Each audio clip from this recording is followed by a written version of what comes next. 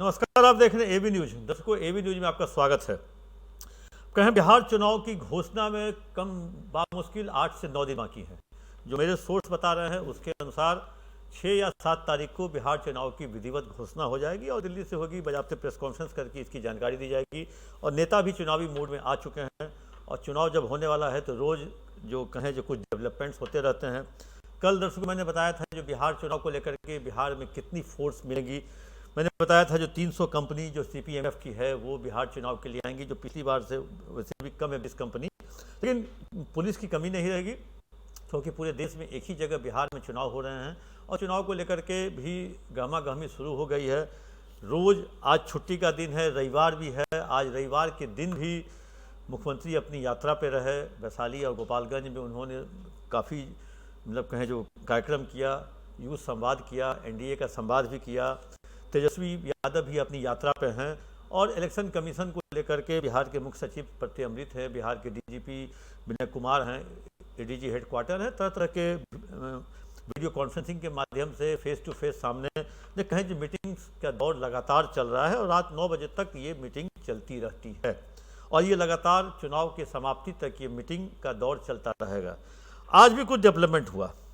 आज कुछ ऑब्जर्वर्स की नियुक्ति की गई। कहें जो पूरे बिहार के चुनाव के दौरान जम्मू कश्मीर के नागरोटा, राजस्थान के अंटा, झारखंड के घाटशिला, तेलंगाना के जुबली हिल्स, पंजाब के तरन तारन, मिजोरम के डंपा और ओडिशा के बुआपाड़ा में करीब 470 ऑब्जर्वर की नियुक्ति की गई है जो पूरे चुनाव की मॉनिटरिंग करेंगे। चाहे उसके कहें ऑब्जर्वर, चाहे उनके खर्चा का रिकॉर्ड रखेंगे, चाहे उनके द्वारा कुछ आचार संहिता का उल्लंघन तो नहीं किया जा रहा है इन सबों के रिकॉर्ड के लिए। जिसमें 470 में 320 आईएएस हैं, 60 आईपीएस हैं और 90 आईआरएस और आईआरएएस हैं और आईसीएस।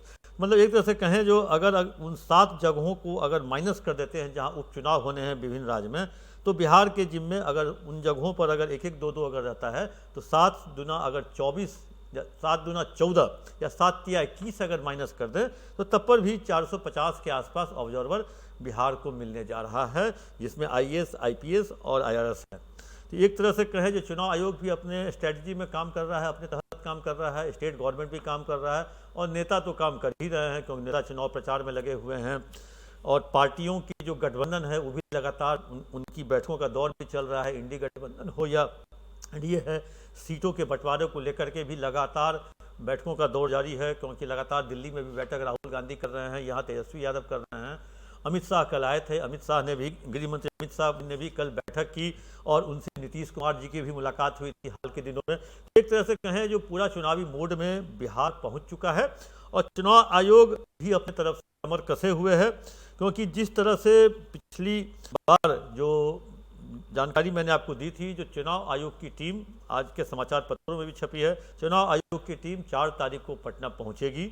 4 तारीख को पॉलिटिकल पार्टीज के साथ चुनाव आयोग के अधिकारियों की बैठक है। मुख्य चुनाव आयुक्त 4 को उनके साथ बैठेंगे पॉलिटिकल पार्टियों के साथ। 5 को लगभग सभी डीएम, एसआईजी, डीआईजी के साथ उनकी बैठक है और 6 तारीख को मतलब कहें जो फर्स्ट हाफ में डीजीपी, चीफ सेक्रेटरी और जो वरीय अधिकारी हैं, डीजी रैंक के अधिकारी और एडीजी रैंक के और जो आर्म फोर्स के अधिकारियों के साथ बैठक करके चुनाव आयोग की टीम 6 को वापस लौटने की संभावना है जो मेरी जानकारी है। और 7 को 11-12 बजे, 12 साढ़े 12 के आसपास और इसी टाइम में 12 से 2 के बीच में चुनाव आयोग की प्रेस कॉन्फ्रेंस होती है और अधिसूचना जारी हो जाएगी। और 7 तारीख के बाद न कोई शिलान्यास होगा, न कोई सरकारी घोषणा होगी।